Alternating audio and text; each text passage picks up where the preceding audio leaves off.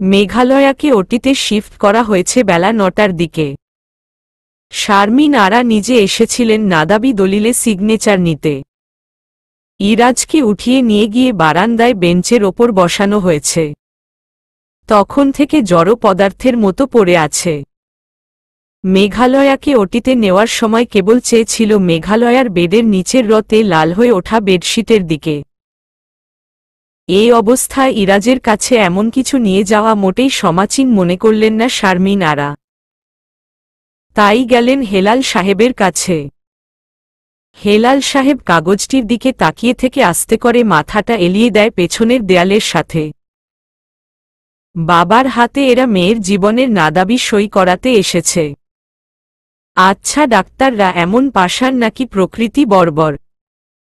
যে মেয়েকে নিজের জানমাল দিয়ে একটু একটু করে পালন করে তুলেছেন, সেই মেয়ের নাকি জানের দাবি ছাড়তে হবে বাবার।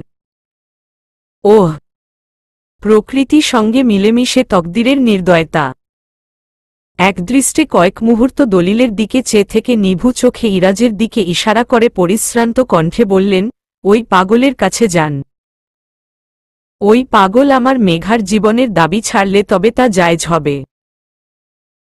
আসলেই তো, যে ছেলে কিছুদিন বাঁচার দাবি নিয়ে ওই মেয়েকে চেয়েছে, তার মানে ও মেয়ের দাবি চাহিদা তো ইকজগতে সম্পূর্ণ ওই পাগলার। হেলাল সাহেবের এতসবের মাঝে বুকে প্রশান্তি লাগে, তার অবর্তমানে তার মাহারা পাগলি মেয়েটা খারাপ থাকবে না এই পাগলার কাছে। শারমিন আরার বুক কাঁপছে দুরুদুরু। এ অবশ্য আশ্চর্যজনক বটে। ডাক্তারদের আবার বুক কাঁপে নাকি? কাঁপে। এই আজ কাঁপছে। ইরাজ চোখ তুলে তাকালো ওই কাগজটার দিকে। সবটুকু ঘৃণা তার গিয়ে ওই কাগজের ওপর পতিত হল। এই কাগজ হল সেই বাধা, মেঘকে হারালে কোনো প্রতিশোধ নিতে না পারার বাধা। মেঘকে ত্যাগের দলিল। বুকে কলিজা ছিদ্রক সুচাল ব্যথা। নড়বড়ে হাতে কাগজটা নেয়, তা নিজের জড়িয়ে বসা হাঁটুতে রেখে চেয়ে রইল কয়েক মুহূর্ত খানিক। কাগজটার ওপর বৃষ্টির ফোঁটার মতো একদানা পানি ঠাস করে পড়ে তা কাগজের শোষণে একটু ছড়িয়ে যায় কাগজটার ওপর। কাগজটার অভিশাপ ধুয়ে যাক বুক চিরে বের হওয়া এই এক ফোঁটা তরলের স্পর্শে। কাগজে উল্লেখিত ক্যারে নেওয়ার বয়ানে জড়িয়ে থাকা পাপগুলো কলঙ্ক ঝরিয়ে নিক না হয়। কলমটা নিয়ে সই করে দেয়। সইটা খুব দ্রুত এবড়োথেবড়োভাবে করে ইরাজ। সই করতে যত দেরি হবে, মেঘালয়ার সার্জারির সময় পেছাবে। শারমিন আরা নার্সের হাত থেকে ওটির ড্রেসটা নিয়ে তা পরতে পরতে ঢুকে গেলেন ওটি রুমে। ইরাজ নির্বিকার চেয়ে রইল কেবল সেদিকে। ওটির দরজাটা বন্ধ হয়ে দরজার ওপরে লাল লাইটটি জ্বলে ওঠে। ইরাজ চোখটা নামিয়ে নেয়। ওই মেয়েটাকে নাকি ইরাজ ত্যাগ করেছিল। হেসে উঠল ইরাজ ভাবতেই। যে মেয়েটাকে ছাড়া শ্বাসপ্রশ্বাসে চাপ সৃষ্টি হয়, সেই মেয়েটাকে নাকি ত্যাগ করেছিল ইরাজ। আচ্ছা, ইরাজ তো এমন ছিল না। এত কিছুর পরেও ইরাজের ভেঙে পড়া কেউ দেখেনি। কেউ দেখেনি ইরাজকে কাঁদতে, ইরাজের ছটফটানি। অথচ আজ ইরাজ কিছুই মানছে না। সবকিছুকে এড়িয়ে সে এমনভাবে কেন ওই মেয়েটার জন্য তোড়পাচ্ছে? এই মায়া জন্মেছিল ইরাজের ভেতরে সেই কত বছর আগে। অথচ কোনোদিন তা বাইরে আসেনি, অথচ একদিনে এমন হল কি? ইরাজ এত জাহির হয়ে উঠল কবে? পুনরায় কবে এভাবে থেমে গেছে মেঘালয়ার মাঝে? ইরাজ চিরদিন মেঘালয়ার কাছে নিজেকে লুকিয়েছে, সবশেষে মেঘালয়ার ভুলের পর তো ইরাজ শপথ করেছিল, ত্যাগ করেছিল ওই মেয়েকে। এই ভালোবাসার অনুভূতি বড্ড বেলেহাজ। কিছুই মানে না যে, কিছুই মনে রাখে না।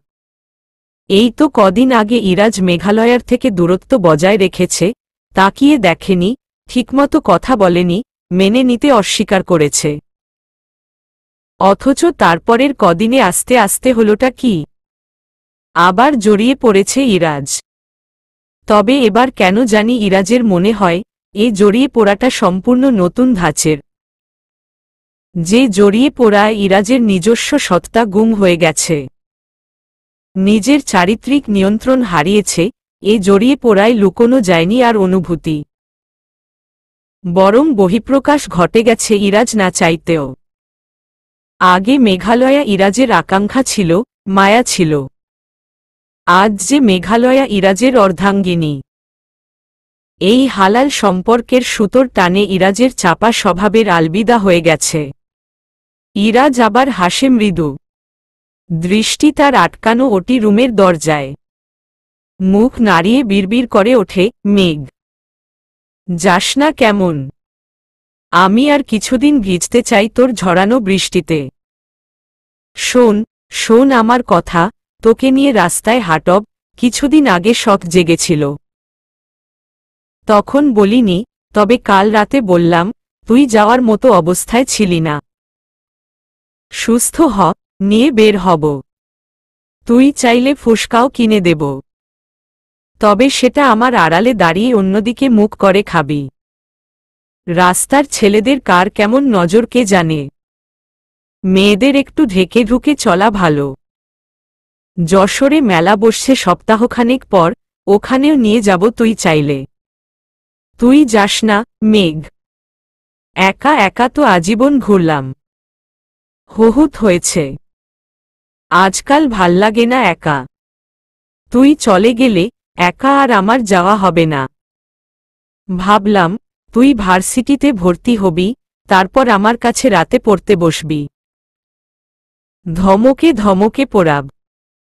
সে তুই যাই বল, আমার ওসব মিনমিনে প্রমোবানি আসে না। আমি ধমকেই পড়াব। আসলে অভ্যাস তো। তোর সাথে ধমকে কথা বলার অভ্যাসটাই যখন বদভ্যাসে পরিণত হয়েছে, সেটাকে ভালোবাসা বলেছি আমি। চিরদিন ওভাবে ধমকাতে তোকে আমার খাঁচায় আটকাতে চেয়েছি। চাইলেও অন্যরকম করে বলতে পারি না। বলতে গেলে মনে হয় তোর সাথে কথা বলছি না। ভাবলাম, প্রতিদিন তোকে বাইকে করে নামিয়ে দিয়ে আসব ভার্সিটিতে। আগে তো প্যান প্যান হহুত করেছিস, তোর বাপ ধরতো আমায় ঘুরিয়ে নিয়ে আসার জন্য। তোর বাপ কিন্তু সেই শুরুর থেকেই আমার প্রেমেই পড়েছে, তুই না পড়লেও।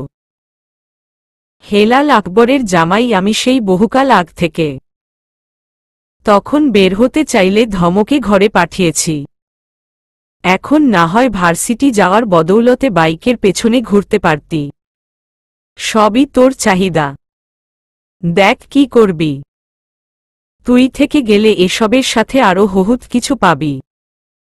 আর চলে গেলে আর কি? ইরাজ একা আর কি বা করবে? যাস না মেঘ। কেমন? চল কিছুদিন একসাথে রাস্তায় হাঁটি। মেঘালয়া কি শুনল কথাগুলো? পাগল ইরাজের পাগলাটে প্রলাপ শুনল না বোধহয় মেয়েটা। না পাওয়া যন্ত্রণা তো সময়ে আবর্তনের সাথে সাথে উপশম হয়ে যায়। তখন হারিয়ে যাওয়া বস্তুটাকে নিজের অনুভূতির বন্ধন থেকে মুক্ত করে দেয় মানুষ একটা সময়ে। সময় ধৈর্য দেয়, যা আমার ছিলই না, তা নিয়ে আর কতদিন আহাজারি, আকাঙ্ক্ষা সব পুরো হওয়ার নয়। অথচ আকাঙ্ক্ষা থেকে যে জিনিস নিজের প্রাপ্তিতে এসে কিছুদিন বিচরণ করে, পেয়ে যাওয়ার খুশিতে ডুবিয়ে তারপর শূন্যে মিলিয়ে যায়, সেখানে মনোমস্তিষ্কের চাপটা যে অসহ্য লাগে বড়ই। যে চাপটা ইরাজকে ক্ষণে ক্ষণে বিষাক্ত তীরের আঘাতের ন্যায় খোঁচাচ্ছে, রক্তাক্ত করে তুলছে ভেতরটাকে। প্রায় 1.5 ঘণ্টা পর শারমিন আরা সহ তার সহকারী ডাক্তারটি বেরিয়ে এলো ওটি রুম থেকে। ইরাজ কেবল নিষ্প্রাণ দৃষ্টিতে তাকালো একবার শারমিন আরার দিকে। কোনোরকম নড়চড় দেখা গেল না তার মাঝে। দৌড়ে গেলেন হেলাল সাহেব, পেছনে ইমতিয়াজ সাহেব ও আন্তারা খানম। অথচ শারমিন আরার দৃষ্টি আটকে আছে নিষ্প্রভ, নিস্তেজ ইরাজের দিকে। তিনি ওটির পোশাকটি খুলে কনুইতে রেখে হেলাল সাহেবের দিকে তাকালেন। তার মুখটা করুণ, বড় অসহায় লাগল আজ এক মেয়ের বাবার দিকে তাকিয়ে শারমিন আরার। তিনি মুখে কিছু না বলে বরং সকলকে উপেক্ষা করে এসে বসলেন ইরাজের পাশটায়। গ্লাভসটা এখনো হাতেই রয়েছে তার। তখনই একটি নার্স বেরিয়ে এলো ছোটখাটো এক ট্রলি ঠেলে। ইরাজ তাকায় না সেদিকে। শারমিন আরা ইরাজের পাশে মাথাটা ইরাজের মতোই ঝুঁকিয়ে বসে রইলেন। আস্তে করে নিরুত্তেজ গলায় বললেন, রাজ, মেঘার মিসক্যারেজ হয়েছে। ইরাজ মোটেই অবাক হল না, কোনো কথাও বলল না, যেন তার খুব ভালো করে জানা কোনো বিষয় তাকে আবার জানানো হল। বুক ফুলিয়ে শ্বাস নেয় ইরাজ, মনে হল হঠাৎই রোধ হয়ে যাওয়া শ্বাসটুকু ইরাজ ভারী বুক থেকে আস্তে করে মুক্ত করে দিল। ট্রলিতে অপরিপক্ক ছোট্ট এক নিথর দেহ পড়ে আছে। শরীরে এখনো সকল অঙ্গপ্রত্যঙ্গ ঠিকমতো সেজে ওঠেনি, তবে মানুষের আকৃতি এসেছে। দেখে মনে হচ্ছে সদ্য জন্মানো শিশু, মাখনের ন্যায় ক্রিম সদৃশ এক আস্তরণে ঢেকে আছে শরীরের ত্বক। চোখের পাতা ও ভ্রু গজিয়েছে হালকা করে। আনতারা খানম হাউমাউ করে চিৎকার করে কেঁদে উঠলেন। হেলাল সাহেব পুরুষ মানুষ তো, তার চোখে পানি থাকতে আছে, তবে চিৎকার করে বুকের আর্তনাদগুলোকে বোধহয় প্রকাশটুকু করতে নেই তার।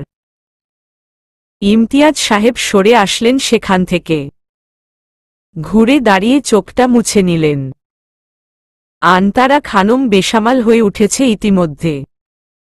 মেঘালয়ার যে কাদার মতো নিজের মা নেই, তাই বোধহয় সেই আহাজারিটুকু মিলিয়ে আনতারা আজ ওই মাহারা অনাথ মেয়েটার জন্য নিজে কেঁদে ভাসাচ্ছেন।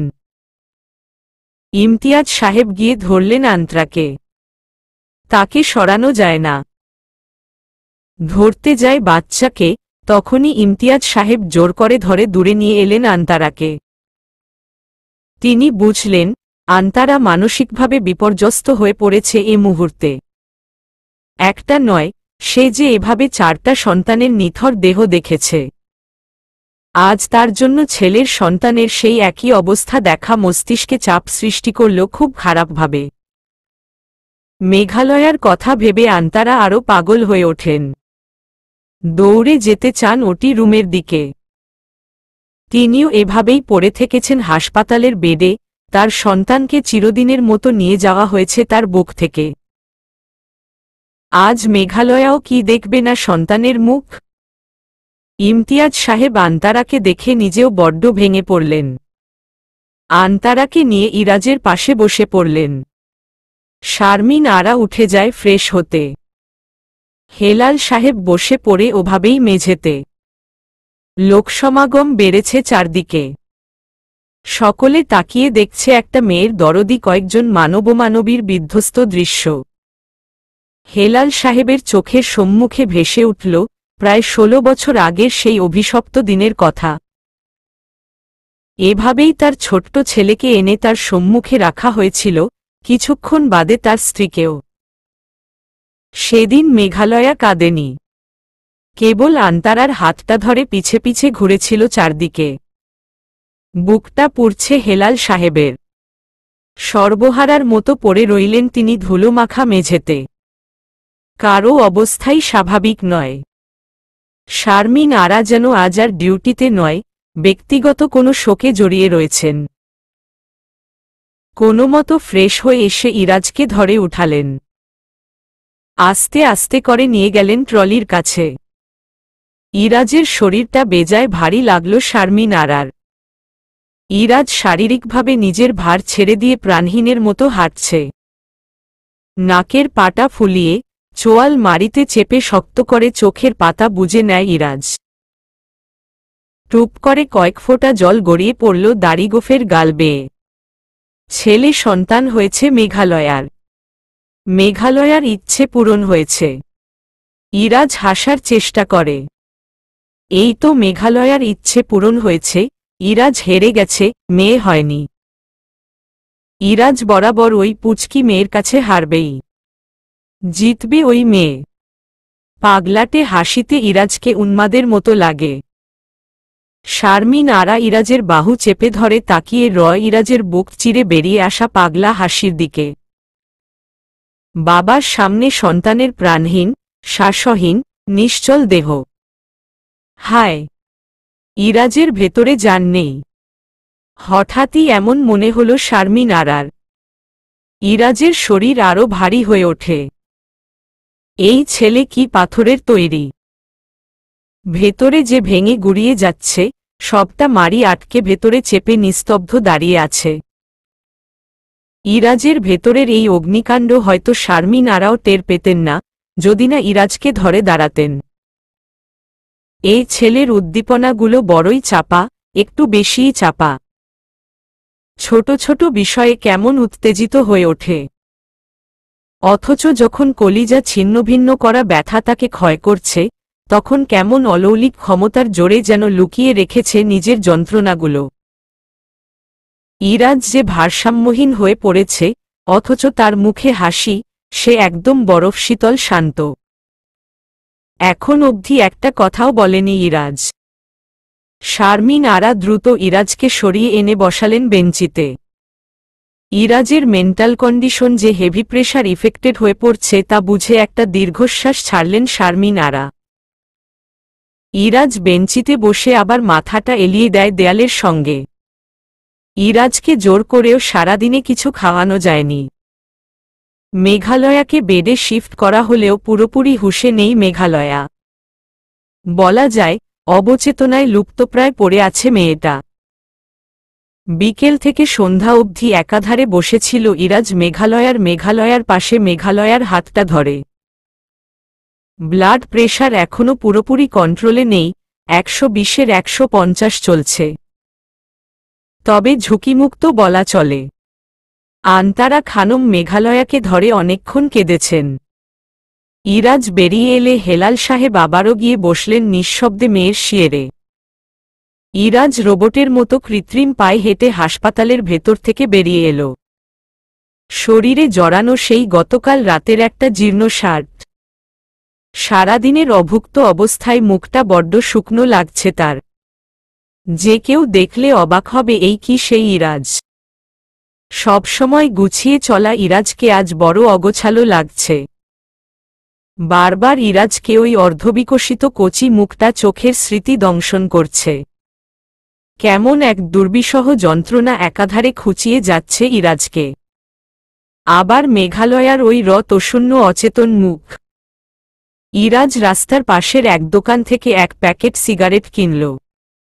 দিয়াশলাই চেয়ে নিল দোকানদারের কাছ থেকে। সিগারেটে টান দিতে গিয়ে মনে পড়ে, মেঘালয়া আর বাচ্চার কোনো ক্ষতি হবে বলে ইরাজ ধূমপান ছেড়ে দিয়েছিল। চোখটা শক্ত করে বন্ধ করে নিয়ে লম্বা এক শ্বাস টেনে নেয়, যার সাথে সাথে শ্বাসে মিশে ফুসফুসে প্রবেশ করল এক পাজা নিকোটিনের ধূম্র। আকাশের দিকে চাইল মুখ তুলে। আকাশে চাঁদ নেই। হতে পারে অমানিশা লেগেছে অথবা মেঘ জমেছে ঘটা করে। আকাশটাকে আজ ইরাজের নিজেরই প্রতিচ্ছবি মনে হল। আশ্চর্যজনকভাবে স্বাভাবিক ক্ষুধাটুকু এখনো হানা দেয়নি ইরাজকে। মস্তিষ্কে ব্যথার ক্ষরণ শুরু হলে বোধহয় গোটা শরীরের উদ্দীপনাও নিয়ন্ত্রণহীন হয়ে পড়ে। পরপর বেশ কয়েকটা সিগারেট অন্ধকারচ্ছন্ন ওই খোলা আকাশের নিচে দাঁড়িয়ে একসাথে টানল ইরাজ। প্যাকেট অর্ধেক। বুকটা জ্বলছে এবার। পানির পিপাসা অনুভব করল। তবে পানি পান করার কোনরূপ চেষ্টা না করে আবার ছুটল হাসপাতালের ভেতরে। মেঘালয়ার ওই বিবর্ণ মুখটা খুব জ্বালাচ্ছে ইরাজকে। দূরে থাকতে চাইছে ইরাজ যাতে ওই মুখে চেয়ে যন্ত্রণা দ্বিগুণ অনুভূত না হয়। অথচ দূরে থাকার ফলে যেন তা দ্বিগুণ বরং কয়েকগুণ বেশি অনুভূত হচ্ছে। দরজাটা হালকা আলগা করে দেখল মেঘালয়াকে। পাশেই হেলাল সাহেব পরিশ্রান্ত মুখে বসে আছেন মেঘালয়ার দিকে পলকহীন চেয়ে। ইরাজ চলে এলো। বাবা মেয়ের ভাবাবেগে দখলদারি করার ইচ্ছে হল না। ইরাজ তো একালে মায় পড়েছে মেঘালয়ার। অথচ এই লোকটা নিশ্চয়ই মেঘালয়ার জন্মেই আগেই আটকে গিয়েছিল ওই মেয়েতে, যেমনটা ইরাজ আটকে ছিল নিজের সন্তানের মায়। সে মায়া বড় জটিল, সে এক জাল বটে, যা ইরাজকে গ্রাস করেছিল ওই ছোট্ট শরীরের অধিকারী পুচকি শিশুটাকে চক্ষে না দেখেই। ইরাজ দ্রুত এসে বসল বেঞ্চের ওপর। কথাগুলো ভাবতেই বুকটা মুচড়ে উঠেছে, শরীরটাও দুর্বল লাগল। বেঞ্চে বসতেই পাশে বসে থাকা আন্তারা ছেলের মাথাটা নিজের কাঁধের সাথে আগলে নিলেন। অপর হাতে মাথায় হাত বুলিয়ে দিতে দিতে বললেন, এত ভেঙে পড়িস না আব্বা। মেঘা ঠিক আছে, আল্লাহ দিল আমার আবার নাতি হবে। ইরাজের প্রতিক্রিয়াহীন মুখটা টেনে নিজের দিকে ঘুরালেন। বললেন, তোর ছেলের জন্য নিজেকে যতভাবে পারা যায় কষ্ট দিচ্ছিস, সারাদিন না খেয়ে আছিস কেন? তুই আমার ছেলে না? তুই একদিন বাপ হয়েছিস, আমি 28 বছর মা হয়েছি। এবার বল, কার বেশি পুড়ছে সন্তানের জন্য সন্তানের অবস্থা দেখে? ইরাজ সেই শেষবার কথা বলেছিল সকালে, এরপর থেকে বোবা হয়ে গেছে, সাথে যেন ঠসাও। মায়ের এমন অভিযোগী কথা শুনে একটা শ্বাস টেনে নিয়ে ঢোক গিলল। আস্তে করে বেঞ্চের ওপর পা তুলে আন্তারা কোলে মাথা রেখে পা দুটো জড়িয়ে শুয়ে পড়ল। ইরাজের চেয়ে তুলনামূলক বেঞ্চটা বেজায় ছোট, তবুও বাচ্চা ছেলের মতো পা দুটো গুটিয়ে নিষ্প্রাণের ন্যায় পড়ে রইল ইরাজ মায়ের কোলে। রাত 1:30টাও পেরিয়ে গেছে ঘড়ির কাঁটা। হাসপাতালটা সারাদিনের তুলনায় বেশ শান্ত। ইরাজ কেবিনের চাপানো দরজাটা খুলে নিঃশব্দে গিয়ে দাঁড়াল মেঘালয়ার বেডের পাশে। মেঘালয়া ঘুমিয়ে আছে। ইরাজ চেয়ে রইল কিছুক্ষণ একদৃষ্টে মেঘালয়ার মুখের দিকে। এই মেয়েটার খাতিরে ইরাজ নিজের পিতৃত্বকে 1000 জনম ত্যাগ করতে পারবে। হঠাৎই এমন মনে হল ইরাজের। এই মেয়েটার এই অসুস্থ মুখটার আড়ালে গেলেই কেবল সন্তানের কচি মুখটা পীড়া দিচ্ছে ইরাজকে। এই মেয়ে নজরে বন্দী হতেই কেবল মস্তিষ্ক প্রতিবাদ করে উঠছে, সব পেছনে ফেলে এই মেয়েটাকে সাথে নিয়ে কিছুদিন বাঁচার আছে ইরাজের। আস্তে করে ঝুঁকে দাঁড়িয়ে গাঢ় এক চুমু দিল ইরাজ মেঘালয়ার কপালে। অতঃপর মেঘালয়ার ঠোঁটের কিনারায় এক হাতে মেঘালয়ার কাতর মুখখানি ও অপর হাতে মাথায় হাত বুলিয়ে দেয়। চেয়ারে বসল। মেঘালয়ার বাঁ হাতে স্যালাইন চলছে। ক্যানোলা ঢুকানো শিরাটা খানিক ফুলে আছে। ইরাজ আলগোছে মেঘালয়ার হাতটা জড়িয়ে নেয় নিজের হাতের মাঝে। ফুলে থাকা শিরাটার ওপর বৃদ্ধা আঙুলি দিয়ে কয়েকবার স্পর্শ করল। ভেজা এক ঢোক গিয়ে তাকালো মেঘালয়ার দিকে। দ্রুত উঠে দাঁড়াল। হাতটা ছেড়ে কেবিন থেকে বেরিয়ে যেতে অগ্রসর হয়। আকস্মিক ইরাজের হাতটা চেপে ধরা হয় পেছনে থেকে। ইরাজ ঘুরে তাকালো পেছনে। মেঘালয়ার চোখ বন্ধ, অথচ চোখের কিনারা দিয়ে তরল গড়িয়ে পড়ছে অঝরে, ঠোঁট নিচে থুতনির ওপরে কম্পন উঠেছে। ক্যানোলা লাগানো হাতটা দিয়েই ইরাজের হাতখানা মেঘালয়া আরও শক্ত করে চেপে ধরল। ইরাজ চোখটা বুজে নিয়ে ধপ করে আবার বসে পড়ে চেয়ারটায়। মেঘালয়া হাসছে, চোখের টলমল পানিকে উপেক্ষা করেই পাগলি মেয়েটা হাসছে। মেঘালয়ার মুখের ওই কাতর হাসি ইরাজের কলিজা ছিন্নভিন্ন করে দিতে চাইল। বোকা মেঘ বুঝছে না তা? না, আজও বুঝছে না। এ মেয়ে ইরাজকে কোনোদিনই বুঝবে না। ক্ষণে ক্ষণে শুধু কলিজা ঝলসাবে ছেলেটার। ইরাজের লাল চোখ দুটো, এলোমেলো চুল। মেঘালয়ার দৃষ্টি ইরাজের ওপর স্থির। আজ বোধহয় প্রথমবার এমন খামোশ দৃষ্টিতে দুজন দুজনার চোখে চেয়েছে। মেঘালয়ার কাত হয়ে থাকা মাথাটা বালিশে লেপটানো। চোখের কোণ বেয়ে এক ফোঁটা তরল গড়িয়ে পড়ল সাদা বালিশের ওপর। মেঘালয়া ঠোঁটটা আরও খানিকটা প্রসার করে চেয়ে দেখে ইরাজের ধ্বংসপ্রাপ্ত চেহারাটা। সর্বশান্ত ইরাজের চোখটা চেয়ে আছে মেঘালয়ার ঠোঁটের হাসির দিকে। মেঘালয়া ইরাজের চোখ থেকে দৃষ্টি সরিয়ে ক্ষীণ স্বরে বলে, আপনি ঠিকই বলতেন ইরাজ। মেঘ অপদার্থ, জঘন্যতম অপদার্থ, যে নিজের ওপর রাখা কাছের মানুষগুলোর আশাগুলোকে কেবল আশা ভেঙে যাওয়ার যন্ত্রণায় বদলে দিতে পারে। দেখুন না, আব্বু আশা রেখেছিল মেঘা অনেক বড় হবে, মেঘা সবসময় তার বাবার আদুরে মেয়ে হয়েই থাকবে। দেখেছেন কি করেছি আমি? ইরাজ আমায় পর্বতের মতো অটল ভালোবাসায় আগলে রেখে আশা রেখেছিল আমি বুঝব তাকে কোনো একদিন। দেখেছেন আমি কি করেছি? এবার আপনারা সকলে আশা রেখেছেন একটা পুচকু আসবে, আমি আনব তাকে। দেখেছেন কি? প্রথমবার মেঘালয়া নাম ধরে ডেকেছে ইরাজকে। কেন? সবকিছু নির্বিশেষে ইরাজ এক অদ্ভুত কম্পন টের পায় নিজের বুকে। চেপে চোখ দুটো বন্ধ করে নেয়। চোখের মণিতে ভাসমান ছলছলে জলটুকু চোখের পাতার চাপে বেরিয়ে এসে পাপড়ি ভেজায় বোধ হয় এবার। মেঘালয়ার হাতখানা সেও এবার শক্ত করে চেপে ধরে। নাকটা কেঁপে উঠল ইরাজের। মুখের চোয়াল শক্ত করে গালটা হা করে চোখ খুলে তাকায়।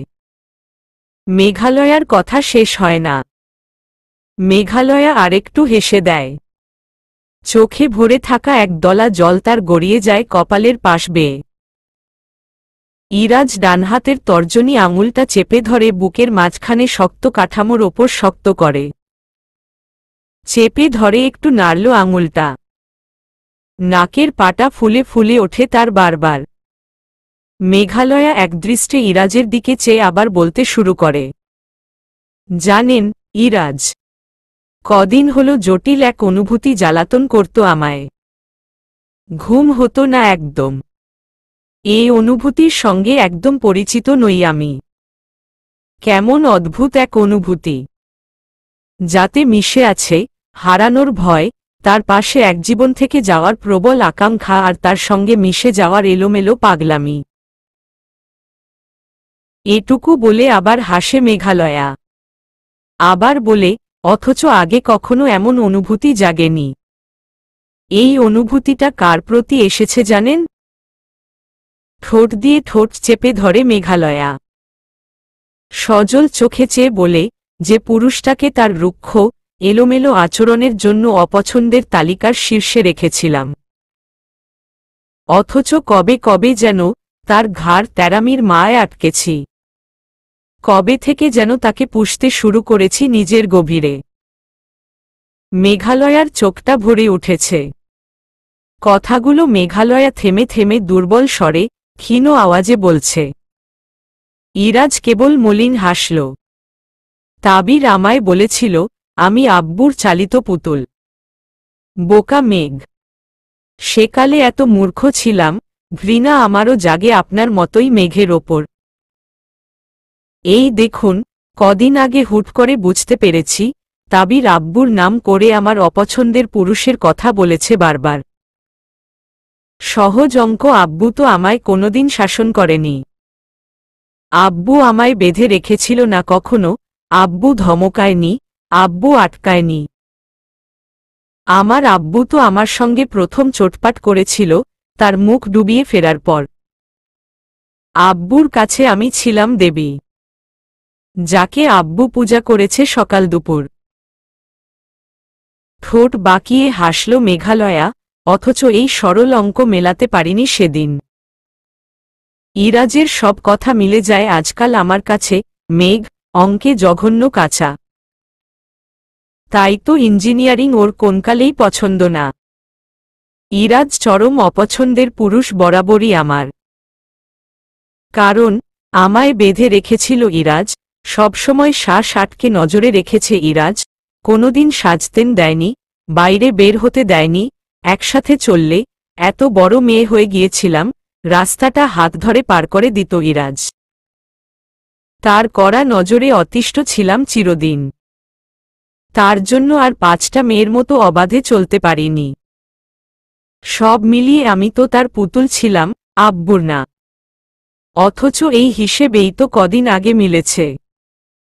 ইরাজের মতে ন্যাকা আমি, এজন্য এসব ছোট্ট ব্যাপারগুলোকে ভুল বুঝে জীবনটা সিনেম্যাটিক করে তুলেছি। তার মতো আবার ফেলার মতো হয় না।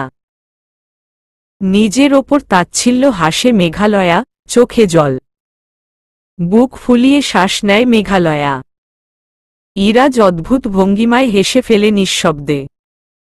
তার বুকের উঠানামা আর ভারী নিঃশ্বাস মেঘালয়ার চেয়েও অস্বাভাবিক লাগে। মেঘালয়া একটু নড়েচড়ে ওঠে। বেশ কিছুক্ষণ একভাবে শুয়ে থেকে একঘেয়েমি ধরে গিয়েছে। ইরাজ আতঙ্কিত হয়ে উঠল তাৎক্ষণিক। চোখে মুখে উদ্বেগ ফুটে ওঠে। মেঘালয়া শান্ত হয়ে শুয়েছে, রয় কেমন করে যেন চিন্তিত ইরাজের দিকে। সেকেন্ড কয়েক পর ইরাজের চোখের দিকে তাকায়। চোখের মণিতে সূক্ষ্ম শিরাগুলোয় রক্ত জমে চোখ দুটোকে লাল দেখাচ্ছে। বারবার ঢোক গিলছে ইরাজ। জিহ্বা দিয়ে ঠোঁট ভিজিয়ে নিচ্ছে। অথচ নীরবতায় জড়িয়ে এসে যেন বুকের ব্যথাগুলোকে অনুভব করতে ব্যস্ত। মেঘালয়া নিভু নিভু স্বরে বলতে শুরু করে। সেদিন গাড়ির ভেতর থেকে মুখ বাড়িয়ে রাস্তার দুধারের দোকানপাটের ব্যানার দেখে বুঝলাম আমরা চট্টগ্রাম পৌঁছেছি। বড্ড হাঁসফাঁস লাগছিল কেন জানি। আমি সন্তুষ্ট হতে পারছিলাম না, অথচ গেছি আমি নিজেই। হেসে ওঠে মেঘালয়া। একটা অজানা ভয় কাজ করছিল। ভয়টা কি জানেন? ইরাজের ভয়। মনের কোণে না চাইতেও অজান্তেই একটা বদরাগী মুখ এসে জ্বালাতন করছিল, এই হয়তো সামনে এসে দাঁড়াবে, চটাং করে থাপ্পড় মারবে। এরপর কি হবে আল্লাহ জানে। সে যে কেমন অস্থিরতা। ওই যে ছোট থেকে ঢুকে যাওয়া এক ভয়। জায়েদ শাসন। আমি তাবিরকে বলেছিলাম, বিয়ে কোথায় করবে? বলল, এখন তো সন্ধ্যা হয়ে গেছে।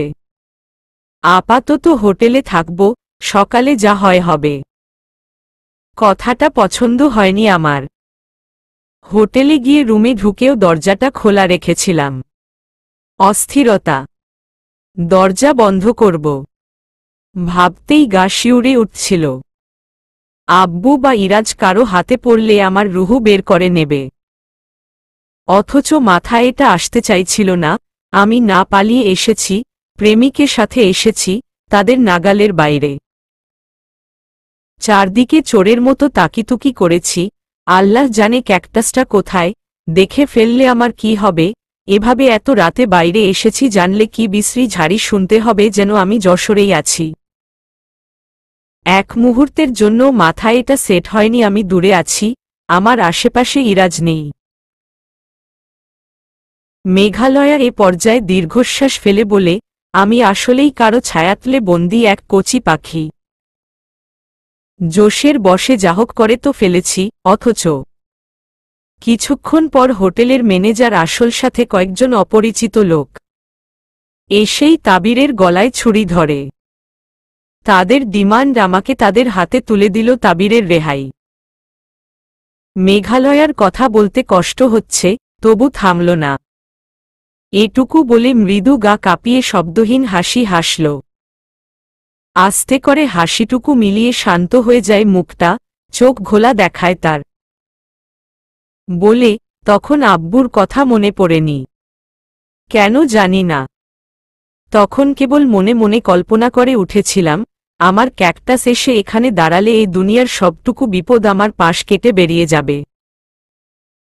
আমি আজও জানি না, সেদিন কেন ওই অপছন্দের তিক্ত পুরুষটা সেখানে বাস্তবে পৌঁছানোর আগেও কল্পনায় আমি তাকে বহুবার সেখানে আমায় আগলে বিপদের সামনে দাঁড়িয়ে থাকতে দেখেছি।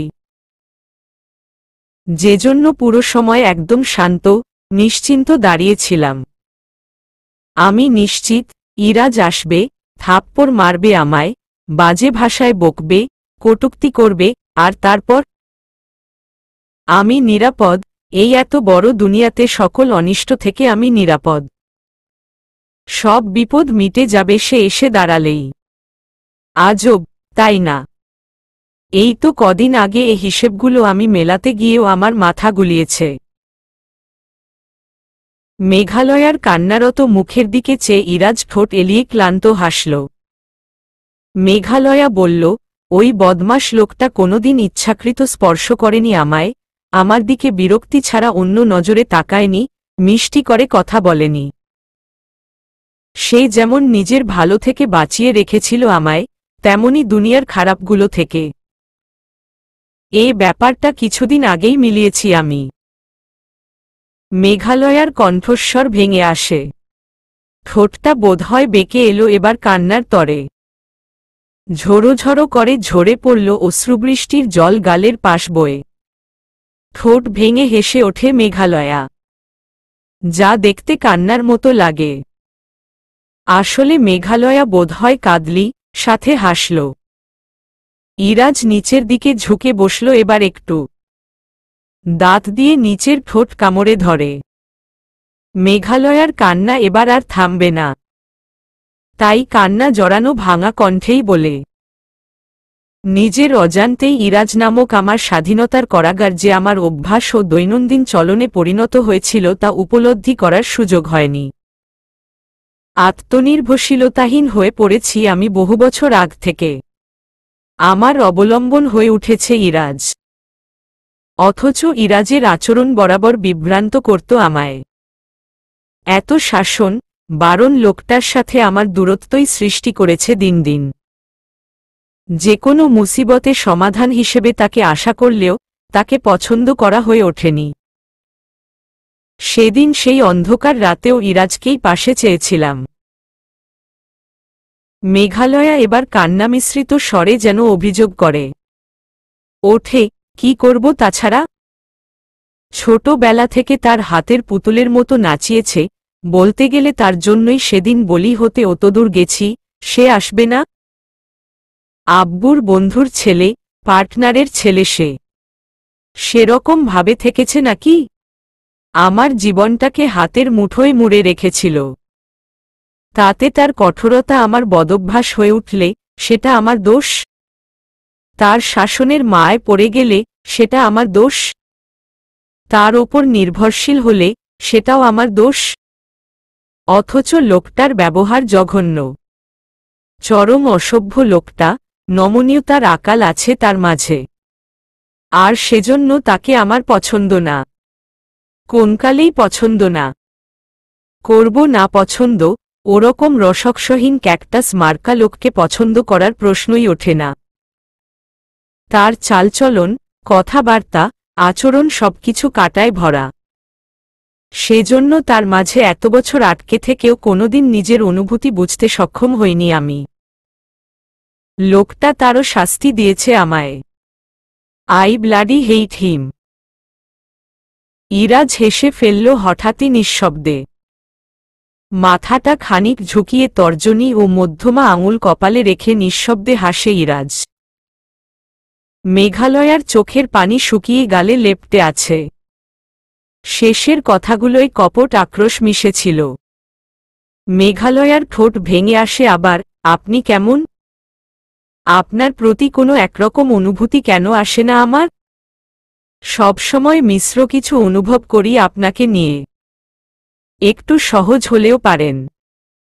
এখন বিশ্রাম প্রয়োজন তোর, এসব ভারী ভাবনা পরেও ভাবতে পারবি। ইরাজের কথাটা পছন্দ হল না মেঘালয়ার। বলল, আর আপনি? আমি কি? আপনি কি করবেন? কি করতে বলছিস? মেঘালয়া ভ্রু কুঁচকে দুর্বল স্বরে জিজ্ঞেস করে, যা করতে বলবো করবেন? ইরাজ মুখে জবাব দিল না, কেবল জিজ্ঞাসু দৃষ্টিতে তাকিয়ে রইল। মেঘালয়া বলল, থাকুন আমার কাছে। আমি আছি, তুই ঘুমা। মেঘালয়ার কাছে কথাটা বিশেষ এক অনুভূতি হয়ে মস্তিষ্কে সারা জাগায়। আমি আছি, ইরাজ আছে। মেঘালয়ার বুকটা শান্ত হয়ে ওঠে। ইরাজের হাতের আঙুলগুলোর মাঝে সন্তর্পণে নিজের আঙুল ঢুকায়। চোখটা বুজে দীর্ঘ করে এক শ্বাস টেনে নিল। ইরাজ চেয়ে রইল মেঘালয়ার অচঞ্চল মুখটার দিকে। খাননি কেন? মেঘালয়ার ক্ষীণ স্বরে বলা কথাটা ইরাজ কিছুক্ষণ চুপচাপ তাকিয়ে রইল মেঘালয়ার দিকে। কিছুটা সময় নিয়ে আস্তে করে বলল, খেয়েছি। আপনাকে জানতে জানতে আটকে গেছি আপনার মাঝে। নিজের ব্যাপারে আমার কাছে মিথ্যা বলা বোকামি হবে আপনার। ইরাজ চোখটা সরু করে বলে, এত জানিস আমায়? এই ছেলেটা এক ঝটকায় নিজের বাহ্যিক রূপে এসে যায়। এই কিছুক্ষণ আগে বিষাদে পরিপূর্ণ ছিল চেহারাটা হুট করে আবার নিজের তেরামিতে ফিরে এসেছে। বলল, পুরোটা নয়, তবে প্রায় পুরোটা। ইরাজ সামান্য ঠোঁট প্রসার করে হাসল। বড় ক্লান্ত লাগল দেখতে সেই হাসি। মেঘালয়া আচমকা প্রশ্ন করে, আপনি কেমন? ইরাজ ভাবলেশহীনভাবে ঠোঁট উল্টায়, সাথে কাঁধ ঝাঁকাল যেন সেও নিশ্চিত নয় এ ব্যাপারে। ধরে নে, আমি কিছুটা চাঁদ। আমার গুপ্ত নরম অনুভূতি, আলো। তাতে আলোকিত হয়ে ধন্য হবে আমার ভালোবাসা পাওয়া মানুষগুলো। আবার আমার ত্যাগের তপ্ততা সূর্যরশ্মির মতো প্রখর অগ্নিশোধিত। আর সূর্য যখন চাঁদের বারবার থাকে, চাঁদের সেই অবস্থা হল ঘোর অমানিসা। আমি নামক অমানিসায় সেই তুই, যাকে পেয়ে হারিয়ে ত্যাগের প্রখরতায় ডুবেছি।